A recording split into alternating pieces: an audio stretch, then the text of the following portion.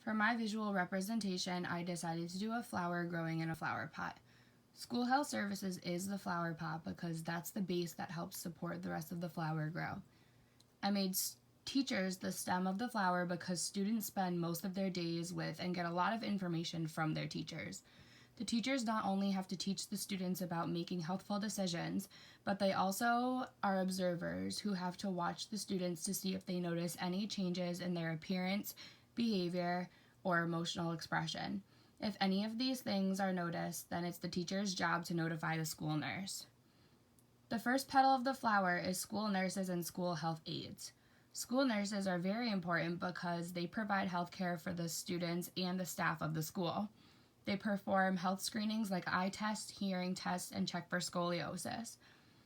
And they coordinate referrals to other healthcare providers after doing these screenings.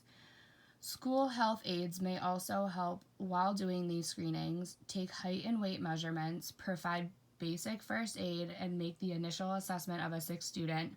They also have to manage clinic supplies, maintain confidential records, and communicate between the school staff and the parents of the students on health-related matters. The next petal is parent involvement. The parents are the first ones to be responsible for the health of the students. Especially if the student has an illness or takes any daily medications, it is important for them to communicate with the school about any changes on the illness or medication's dosage or change in the medication. The next petal is classroom environment. Having the classroom painted a light color can help create a peaceful atmosphere and help enhance the lighting system to make it bright. You also have to make sure that it's not too hot or too cool in the classroom, as having to learn in these temperatures can be difficult. There should be a thermostat in each classroom so that the teacher can change it if the class is too hot or too cold. Noise control is also important because if the classroom is too loud, it can be distracting and the students won't be able to focus on what they are doing.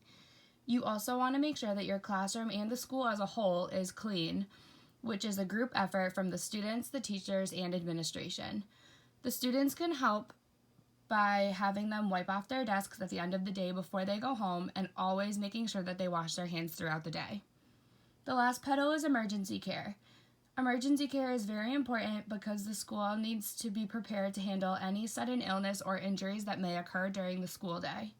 School nurses need to be trained in first aid, basic life support, and treatment of anaphylactic shock, diabetes, and asthma.